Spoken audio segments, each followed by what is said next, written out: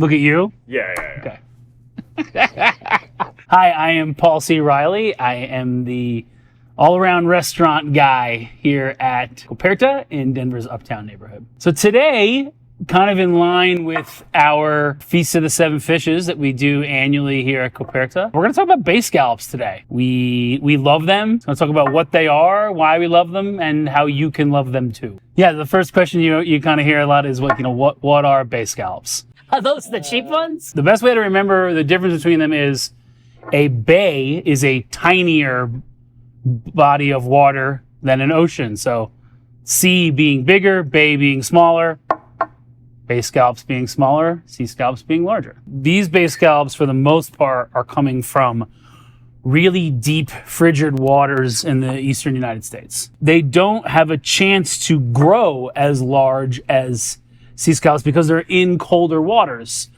Traditionally, there's not as many nutrients down there. But you can actually think of the same thing in terms of like a Gulf oyster, or oysters from Florida are larger. And as you go up the eastern seaboard into New England and the Canadian Maritimes, the oysters get smaller. It just has to do with colder waters. Things don't grow as prolific as they do in warmer ocean waters. Some of those Gulf oysters are like monsters of the deep. For the most part, they're going to be a little less expensive. It's not always the case, but for the most part it is. Nantucket Bay Scallops are probably like that's the primo one. They come out every year around Thanksgiving. Those are the ones that are quite expensive, actually. They are probably even going to be more than a sea scallop. I would also tell you that they are worth it. They are maybe one of the best fish I've ever eaten in my life. The ocean's gumdrops. They are just so sweet and delicious. You know, how do you know you're buying right ones? I mean, one, know your fishmonger. I mean, they're going to know better than anyone.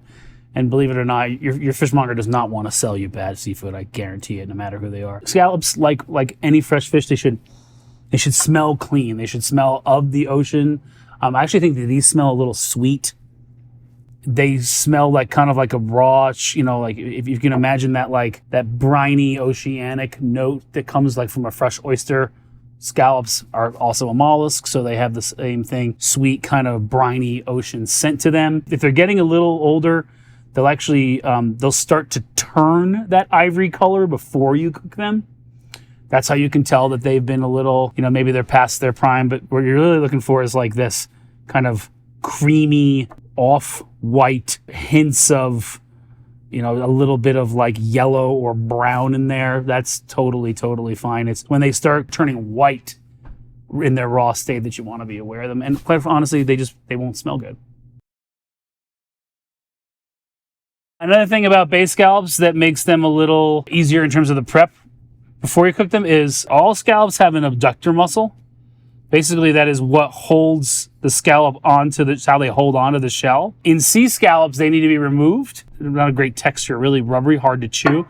But on bay scallops, yeah, you can remove them, but you usually don't need to. They just kind of like melt away as part of the cooking process when you do it. In sea scallops, they do need to be removed, but not so much with bay scallops. If you did want to take the time to remove the abductor muscle from the bay scallop, it's really very simple. You're just going to peel it right off. A little bit of the scallop itself might come with it. Don't worry about that. That's fine. Hey, by the way, chef's hint here, or chef little fun thing. You can actually hold on to this if you have a lot of them, and you can actually puree it and use it as a binder for like crab cakes or shrimp cakes and make them gluten-free. We've done that in the past here with trying to make like different seafood cakes gluten-free, but you can save the abductor mussels and put them in like a food processor, and it'll have the same kind of binding properties as breadcrumbs do. You can absolutely eat these raw. There's really very few shellfish in the ocean that you can't eat raw. It just kind of depends on is the texture quite good. You can absolutely make a crudo out of these, make like a hand roll. It would be delicious. They're very sweet. They do have kind of like that bouncy, wonderful texture that you associate with scallops. I prefer them cooked, personally. You can basically cook a bay scallop exactly the same way that you do a sea scallop. Quite frankly, they're almost a little easier to cook. The method is the same. You're gonna get a pan like absolutely screaming, ripping hot. When you think it's hot, go for a walk and then come back and do it again. And then you're basically just going to cook them really, really, really quickly in a really, really hot pan. Where we're going to do them for 7 fishes is in a spaghetti. They are terrific in pasta. They just kind of work really well with the type of noodle. I remember the very first time I ever had them, they were actually seared really hard and put over like a polenta. That was awesome. You could also just sear them up and just treat them like any other protein. Like if you were just having a couple different sides as you were like a steak or a piece of chicken or something like that, or a piece of salmon. Scallops could just take the place of that and have them as your protein for your meal that evening. How we're gonna do it today is we're gonna sear them pretty hard, and then they're gonna get incorporated into the sauce or condimento for the pasta. So they'll kind of get a nice caramelization in the pan, and then they'll finish cooking in the pesto that we're going to serve them with for our 7 fishes menu. You don't need to do that. I mean, you could also just sear them really, really hard, and I mean, it doesn't take very long at all. Hit them with some salt and a little bit of lemon, and you're good to go. For these purposes, though, like putting them in the pasta, they're going to kind of like finish and take on some of the flavors and nuances of that pesto. I think there was one other question that was pretty good. So how do you know when they're cooked? Right now they're kind of this opaque sort of cream color. They're actually going to turn like an ivory white when they're done. They do cook really quickly. It's pretty hard to undercook them, but it is possible to overcook them. It's more like, how would you know that they're overcooked? Their texture is going to be a little bit more dry, and they should not be, quite honestly, like they shouldn't be cooked all the way. You do want a little bit of like any great piece of fish, you want like just a little bit of rawness there in the center. What was the last one? Oh, flavor pairings.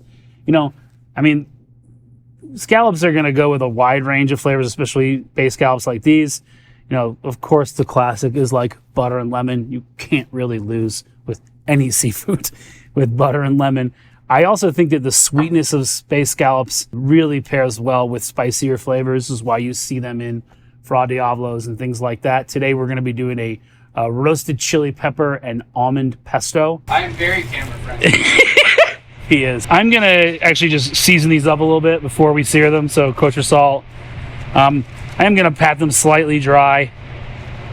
You're just going to get a better sear on them that way. All right, so you can see our pan is screaming.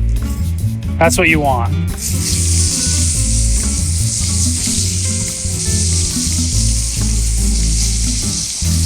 Don't touch it.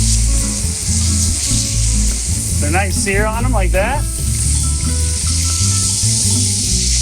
I'm gonna add in our pesto.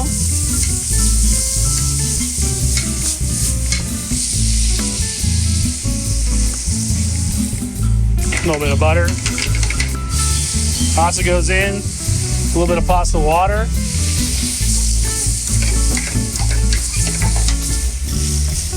Making sure that the sauce is coating the pasta. That's it.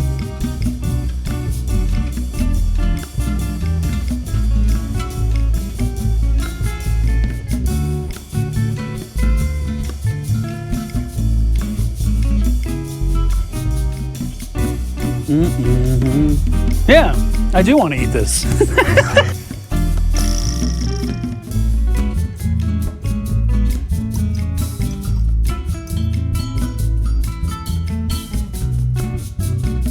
So the scallops still have a little bit of bounce to them, which is what we want.